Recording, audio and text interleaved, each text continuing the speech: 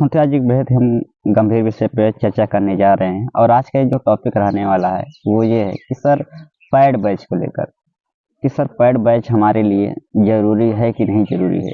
तो साथियों, pad batch को लेकर आपको पता है कि मैं 2.0 में पहला अटेम्प्ट दिया था बीपीएससी तैयारी 4.0 के माफ़ करिए बीपीएससी तैयारी 2.0 के शिक्षक भर्ती में, और वहाँ मैं सफल रहा था और कुछ नंबरों से। वैसे फिर लेकिन मैं टीआरई 3.0 में फिर मैंने जो है वहाँ पे दूसरा अटेम्प्ट दिया था बीपीएससी टीआरई 3.0 में, और वहाँ फिर मैंने सफल हुआ।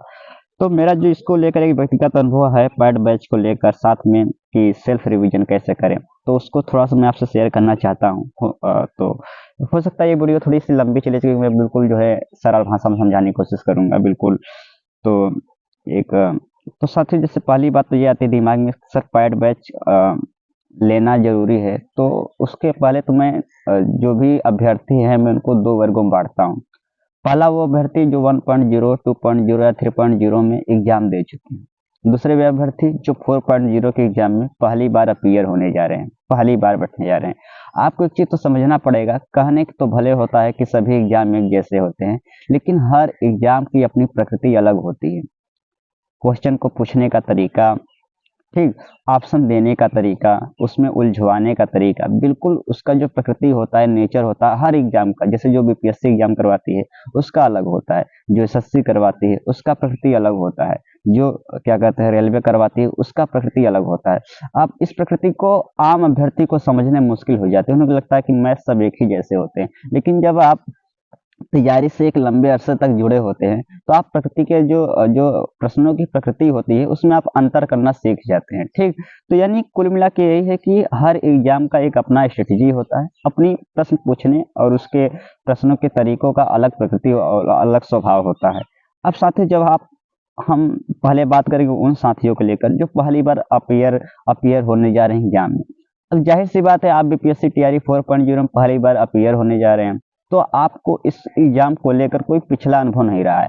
आपने बहुत किया होगा, एक कोई पीवाईक्यू पेपर पढ़ लिया होंगे, तो इससे शायद आपको पूरी तरीके से अनुभव नहीं हासिल हो पाता है जो एग्जाम में बैठे हैं या फिर जो 2-3 बार एग्जाम दे चुके हैं। तो आपको कोई अनुभव है नहीं। साथ में आप जब पहली बार एग्जाम देंगे तो आप के अंदर काफी ऐसी चीजें रहेंगी कि आप कुछ विषयों को इग्नोर करेंगे, कुछ टॉपिक को इग्नोर करेंगे, कुछ टॉपिक को पकड़ेंगे, क्योंकि आपको पता नहीं कि ये टॉपिक हमारे लिए कितना अहम है या नहीं है, ठीक। तो अब आपके लिए जरूरी हो जाता कि आपको कोई गाइड करता रहे। अब कोई भी यूट्यूब चैनल वाला आपको बराबर तो गाइड करता रहेगा नहीं, तो आपके लिए जरूरी होता कि आपके पास कोई एक शिक्षक की टीम हो, टीचर की टीम हो, जो आपको बीच बीच में हर विषय को लेकर, जो मैथ पढ़ाता हो तो मैं तो उसका जो 1.0, 2.0, 3.0 में पढ़ा चुका हो, यानी उसका एक्सपर्ट हो। इसी तरीके से अलग अलग विषयों के जो जिनका ऐसे टीचर जिनका तीनों एग्जामों का अनुभव रहा है, तो ऐसे टीम आपको कहाँ मिलेगी? आपको पैड बैच में मिलेगी। कहाँ मिलेगी? पैड बैच में। अब पैड बैच में तो ये मैं बता रहा हूँ, पैड बैच इसलिए भी जरूरी है तो क्योंकि आप मान लेते मैथ आपने पढ़ना शुरू कर दिया।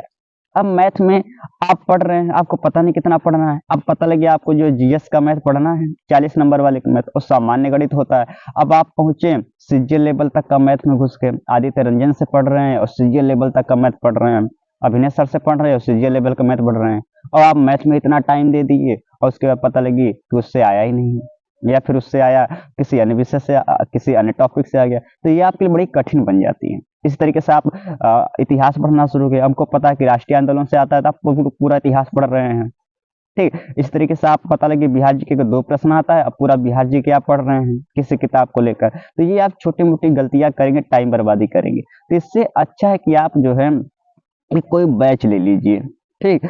अब बैच लगभग देखा जाए तो सभी के बैच अच्छे होते हैं, चाहे अध्ययन मंत्रा हो, हिंदी संसार हो, ऑफिसर्स एकेडमी हो, टीचिंग परीक्षा ऐप हो, ठीक। हाँ, कुछ होते हैं जैसे अड्डा 24 मैं नहीं बोलूंगा अच्छा है, टीचिंग वाला नहीं बोलूंगा अच्छा है, लेकिन आरडब्ल्यू अभी नई नई स्टार्ट किया तो मैं नहीं बोलूंगा अच्छा, लेकिन जो पहले से पढ़ा रहे हैं 1.0, 2.0, 3.0 में, उनके तो टीचर अच्छे ही होंगे लगभग करीब करीब। तो आप उनका पैड बैच ले लीजिए। बैच लेने से एक फायदा ये होगा कि आप जो है आपको वहाँ पे पीडीएफ, जैसे आप वर्किंग है तो आपको पीडीएफ वहाँ हर क्लास के, आप क्लास नहीं देख पा रहे हैं तो आप कम से कम आप कहीं से भी कुछ भी पढ़ रहे हैं तो कम से कम आपके पास एक क्लास रहेगा जिसमें जिसमें आपको पीडीएफ अवेलेबल कराएगा। आपने कहीं से भी मान लेते कोई किताब पढ़ लिया, मान लेते आपने फिजिक्स कहीं से लाइट चैप्टर है प्रकाश और कहीं से पढ़ लिए, आपको वहाँ पे जाना है, एक बार पीडीएफ देखना नहीं, आप क्लास जरूरी नहीं आप क्लास वहाँ पे देखे वीडियो, लेकिन आपको पीडीएफ जाना है प्रकाश चैप्टर का और देखना है कि या जो मैं पढ़ा हूँ कहीं से भी तो या फिर मैं जो पहले से पढ़ा हूँ वो मैं सही पढ़ रहा हूँ, एक सही पढ़ रहा हूँ, जो कंटेंट वहाँ प्रोवाइड कराया जा रहा है, जो टॉपिक पढ़ाया जा रहा है उस टॉपिक से मेरा सिमिलर मैच कर रहा है नहीं कर रहा है। क्या पता जो टॉपिक इंपॉर्टेंट टीचर पढ़ा रहा है और आप कोई दूसरा टॉपिक तैयार कर रहे हैं, या वो आप न्यूमेरिकल पे नहीं फोकस करें, न्यूमेरिकल वहाँ टीचर करवा रहा है तो टीचर वही करवाएगा जो उसका पिछला अनुभव रहेगा। तो ये आपके लिए बड़ी जरूरी हो जाती है यदि आप पहली बार अपियर हो रहे हैं, पैड बैच लेना आपके लिए बड़ी मस्ट बन जाती है। तो आप कहीं वर्किंग कर रहे हैं, आपके पास आप इसका दिक्कत ये कोई इसकी गाइड भी नहीं आती, किताब भी नहीं आती, बीपीएससी तैयारी फॉर कोई गाइड आती नहीं कि आप चलिए गाइड उठा ले आपको वही पढ़ना है वही पढ़ना है।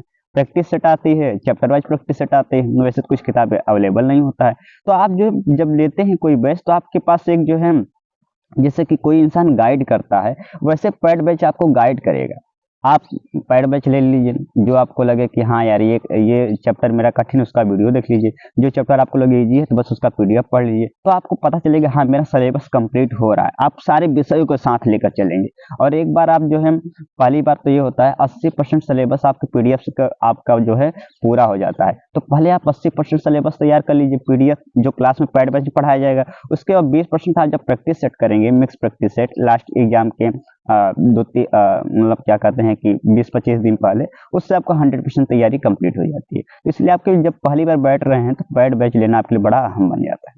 अब हम बात करेंगे उन साथियों को लेकर जो साथी 1.0 2.0 या 3.0 में बैठ चुके हैं, वो पैड बैच लेने, तो देखिए वो उनके ऊपर निर्भर है। यदि उनकी लगती है तैयारी वास्तव में केवल 30% 40% ही तैयारी हो पाई है तो मैं तो कहता हूँ वो भी पैड बैच ले ही ले। यदि तैयारी उनकी पहले से बेहतर हुई है या फिर 2 या 3 नंबर्स फेल हो रहे हैं तो जो भी उनका पिछला नोट्स है उसी को अच्छे से रिवीजन करें, अभ्यास करें, उससे उनका काम बन जाएगा। उनके लिए पैड बैच बिल्कुल भी जरूरी नहीं है।